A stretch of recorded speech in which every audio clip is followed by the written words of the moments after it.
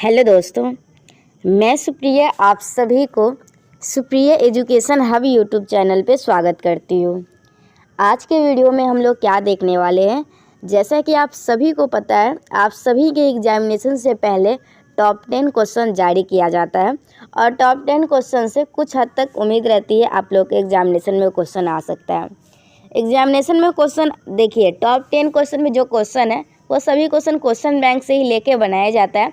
तो अगर आप लोग पूरा क्वेश्चन बैंक भी अच्छे तरीके से बना लेते हैं तो एक तरह से टॉप 10 क्वेश्चन बना ही लेते हैं, लेकिन फिर भी एक बार आप लोग को टॉप 10 क्वेश्चन देख लेना चाहिए। तो चलिए, उसी सिलसिले में मैं आप लोगों को पिछले वीडियो प्रोवाइड की थी पीछे, जिसमें मैं आप लोगों को टॉप 10 में पेपर 3 में पेपर 3 और पेपर 4 दोनों का टॉप 10 क्वेश्चन प्रोवाइड करवा दी थी। आज हम लोग क्या करेंगे, पेपर 3 का जो टॉप 10 क्वेश्चन बताई थी, group A, group B, group C तीनों में बताई थी। एक रियल एनालिसिस था ग्रुप ए में, ग्रुप बी में इनफाइनाइट सीरीज था और ग्रुप सी में एब्स्ट्रैक्ट अलजेब्रा था। तो आज हम लोग एब्स्ट्रैक्ट अलजेब्रा का सॉल्यूशन देखने वाले हैं। अगर आप लोगों को पेपर 3 का टॉप 10 क्वेश्चन का सॉल्यूशन चाहिए तो बहुत सारे स्टूडेंट टेलीग्राम पे इसका PDF बाय भी किए हैं, आप भी इसका PDF बाय कर सकते हैं। इसका कॉस्ट सिर्फ 50 रुपया है। ओके, 50 रुपये आप लोगों को पे करके स्क्रीनशॉट देना होगा, फिर आप लोगों को आसानी से मिल जाएगा। तो चलिए, PDF तो आप लोग खरीद लेंगे ताकि लिखना ना पड़े। ओके, लेकिन आप लोग को समझना तो होगा ना। तो चलिए, आज हम लोग समझ भी लेते हैं। तो जो भी स्टूडेंट खरीद लिए या फिर नहीं खरीदे, समझना सभी के लिए ज़रूरी है। तो चलिए आप लोग समझिए क्या है। क्वेश्चन नंबर 8 आप लोग को मैं बता दूं, क्वेश्चन नंबर 8 से लेके क्वेश्चन नंबर 12 तक एब्स्ट्रैक्ट अलजेब्रा के ग्रुप सी का क्वेश्चन रहता है। तो आज हम लोग वही करने वाले हैं। Define N abelian group with example. तो आप लोगों को बताना है ये अबेलियन ग्रुप क्या होता है। तो देखिए यहाँ पे क्या लिखा हुआ है क्या नहीं, ये तो बात की बात है, लेकिन पहले मेरी बात सुनिए। अबेलियन ग्रुप वो ग्रुप होता है जो मतलब कुछ पॉस्पुलेट को सेटिस्फाई करता है ना, तो उसको हम लोग अबेलियन ग्रुप बोलते हैं। कौन कौन पॉस्पुलेट को सेटिस्फाई करता है, तो देखिए पहला होता है क्लोजर लॉ। मन में बोलने की कोशिश कीजिए, आँख बंद करके याद होगा अच्छे से। पहला होता है क्लोजर लॉ, दूसरा होता है एसोसिएटिव लॉ, तीसरा होता है एग्जिस्टेंस ऑफ आइडेंटिटी एलिमेंट और चौथा होता है एग्जिस्टेंस ऑफ इन्वर्स एलिमेंट। ये चारों जो आप लोगों को पॉस्पुलेट है, अगर आप लोगों से ग्रुप का डिफिनेशन पूछ लिया जाए तो आप लोग ये चारों सिर्फ लिखिएगा। यही यहाँ पे अबेलियन ग्रुप पूछा है, तो इस चारों के अलावा एक और पॉस्पुलेट को सेटिस्फाई करवाना होता है जो कि कम्यूटेटिव लॉ होता है। तो यही जो मैं अभी बोली, ये पाँचों पॉस्पुलेट को सेटिस्फाई करने वाले सेट जो होंगे ना, उसको हम लोग अबेलियन ग्रुप बोलेंगे। तो बस इसी बात को अब हम लोग को लिख देना है। तो चलिए पढ़िए क्या है। Late G be a non empty set, एक जी एक नॉन एम्प्टी सेट होगा और उसमें कुछ ऑपरेशन डिफाइन होगा। तो लेट जी बी या, थोड़ा सा मैं बड़ा करती हूँ, देखिए ऐसे आप लोग स्क्रीनशॉट ले सकते हैं। Let G be a non empty set and O be the operation define on G. Okay, G एक नॉन एम्प्टी सेट लेंगे और उसमें ऑपरेशन डिफाइन है O. Then the set G together with the operation O, तो G और क्या है, then the set G together with the operation O denoted by G O is called the abelian. जो हम देखो जी के साथ ओ इस डिनोट करेंगे कैसे, जीओ, इसको हम लोग अबेलियन ग्रुप कब बोलेंगे, is called an abelian group if, पढ़िए, if the following postulates are satisfy. तो यही पहला क्या होता है, क्लोजर लॉ। क्लोजर लॉ क्या होता है, क्लोजर लॉ ये होता है अगर हम लोग ए और बी में ऑपरेशन करते हैं तो वो भी जी जो हम लोग नॉन एम्प्टी सेट लिए है उसमें बिलोंग करना चाहिए। उसके बाद हम लोग का होता है एसोसिएटिव लॉ। एसोसिएटिव लॉ क्या होता है, अगर हम लोग दो का ऑपरेशन करके तीसरे के साथ या फिर दूसरा तीसरा का ऑपरेशन करके पहले के साथ करेंगे तो वो आपस में बराबर होना चाहिए, for all that ABC belongs to G. और तीसरा क्या होता है हम लोग का, एग्जिस्टेंस ऑफ आइडेंटिटी एलिमेंट। तो एक ऐसा एलिमेंट उसमें एग्जिस्ट करना चाहिए जिसमें अगर उसमें से कुछ करते हैं तो वो सेम एलिमेंट ही आता है। देखिए अगर मैं बात करूँ, अगर ऑपरेशन प्लस डिफाइन है तो ए में ऐसा क्या करे जो कि ए ही आए, तो ए में 0 ऐड कर दिए तो 0 हो जाएगा एडिशन की केस में आइडेंटिटी एलिमेंट। ओके, अगर मल्टीप्लिकेशन की केस में किया जाए, ओके, तो ए में ऐसा क्या मल्टीप्लाई करे जो ए ही आए, तो ये 1 होता है। ओके, तो मल्टीप्लिकेशन की केस में आइडेंटिटी एलिमेंट 1 हो जाता है। इस प्रकार से डिफाइन है, देख लीजिए। There exist an element E belongs to G such that A operation E equal to E operation A equal to A, for all that A belongs to G और E is called the identity element of G. उसके बाद fourth पॉस्पुलेट क्या है, fourth पॉस्पुलेट से हम लोगों का existence of inverse element. तो for every element A belongs to G there exist an element A dash belongs to G. जितने भी एलिमेंट होंगे वो सभी के लिए एक इन्वर्स एलिमेंट उसमें बिलोंग करेगा, A dash, such that A operation A dash equal to A dash operation A equal to E. E क्या है, आइडेंटिटी ऑफ जी, और ए डैश क्या है, इनवर्स ऑफ ए। तो ये चारों कंडीशन अगर सेटिस्फाई होता है तो हम लोग उसको ग्रुप बोलते हैं।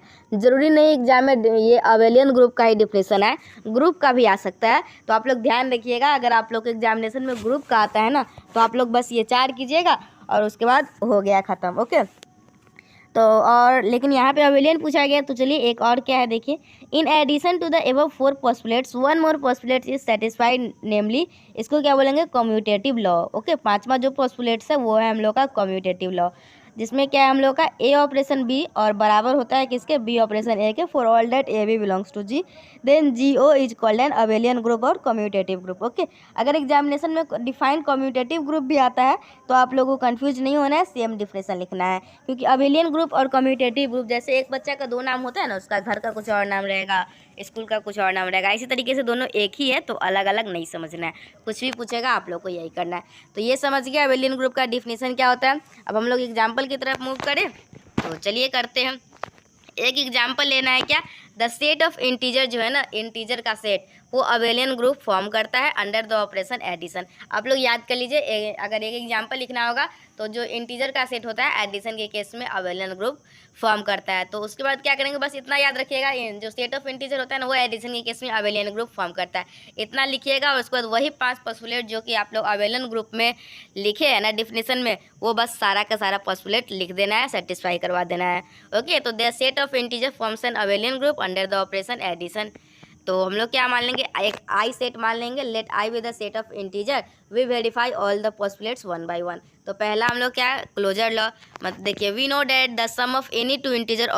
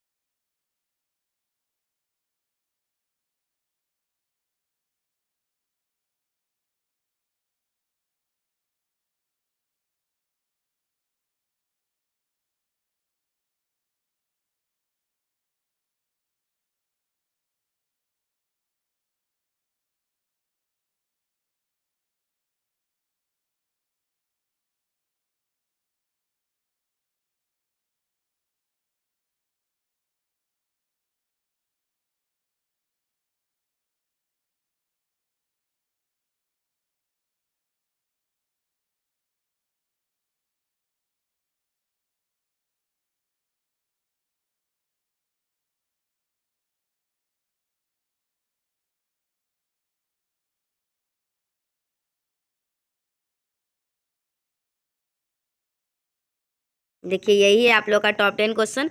अभी हम लोग एब्स्ट्रैक्ट अलजेब्रा का कर रहे हैं ना, देखिए यहाँ पे जो जो हो जाएगा वो टिक लगा लेंगे। ये हम लोग का हो चुका है, कौन सा हो चुका है, define N abelian group with example. Okay, देखिए मैं एक बात बोलना चाहती हूँ, मैं गारंटी नहीं दूंगी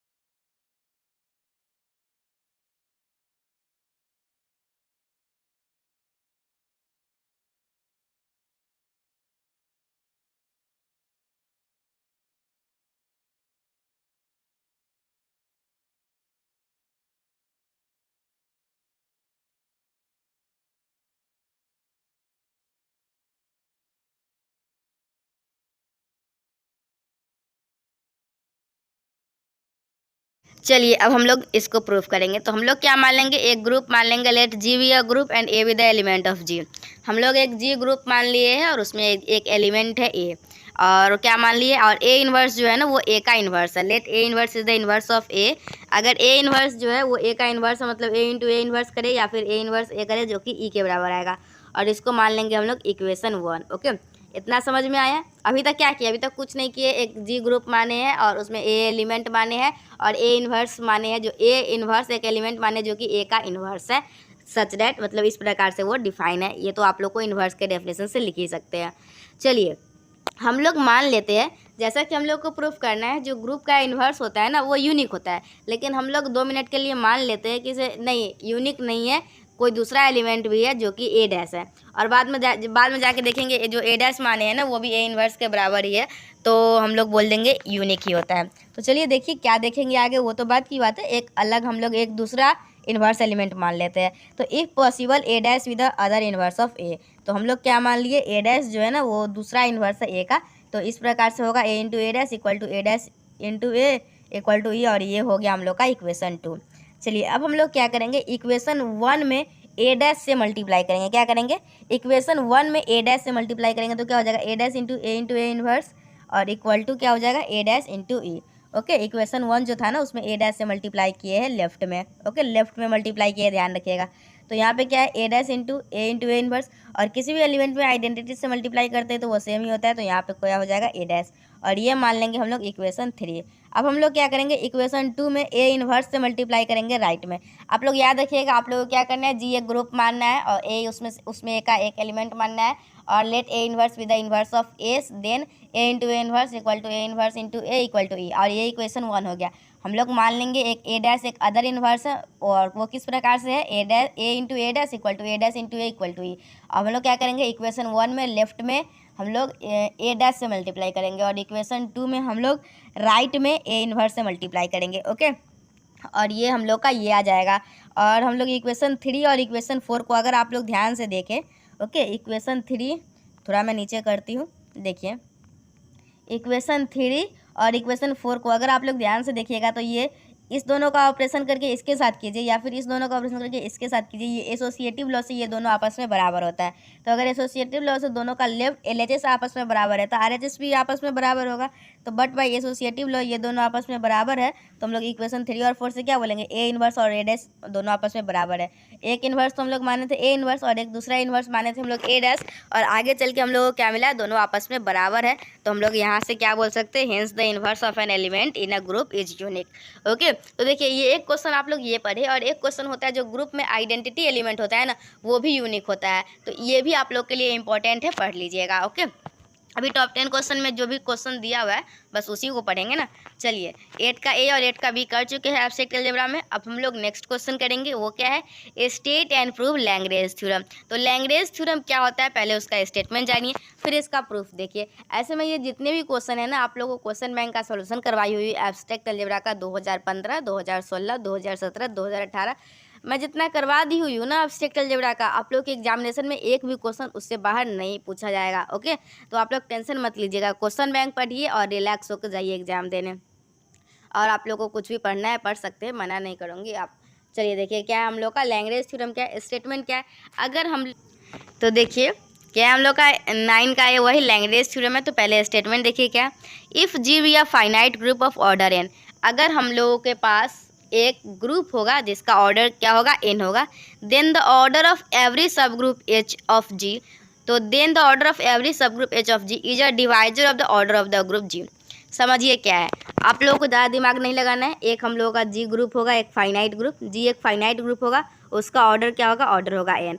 तो अगर हम लोग इसका एक सब ग्रुप बनाते हैं, ओके, ऑर्डर ऑफ सब ग्रुप जो है ना वो डिवाइजर होगा, ऑर्डर ऑफ सब ग्रुप जो है वो डिवाइजर होगा किसके, ऑर्डर ऑफ ग्रुप के। बस क्या होगा लैग्रेंज, आप लोग लैग्रेंज थ्योरम इस प्रकार से याद रखिए। आप लोगों से कोई भी चलते रहे कहीं पे और कोई पूछ दिया, अच्छा मैथमेटिक्स ऑनर्स के स्टूडेंट हो, अच्छा लैग्रेंज थ्योरम बताओ, तो आप लोग सीधा बोलिएगा जो ऑर्डर ऑफ सब ग्रुप होता है ना वो डिवाइजर होता है ऑर्डर ऑफ ग्रुप के। बस आगे बढ़िए, क्या पढ़ लिए, if G be a finite group of order N then the order of every sub group H of G is a divisor of the order of the group G. चलिए अब इसको हम लोग को प्रूफ करना है, तो इसको हम लोग प्रूफ भी करेंगे।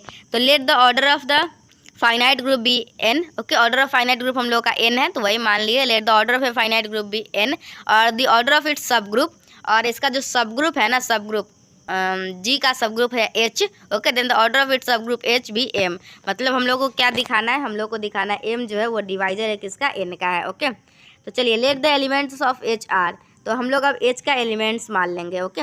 Let the elements of H R, H का एलिमेंट्स क्या मान लिए, H one, H two, H three, और इसका जो एच जो हम लोगों का सब ग्रुप है ना उसका ऑर्डर क्या है, एम है, तो यहाँ लास्ट टर्म कहाँ तक जाएगा, एच एम।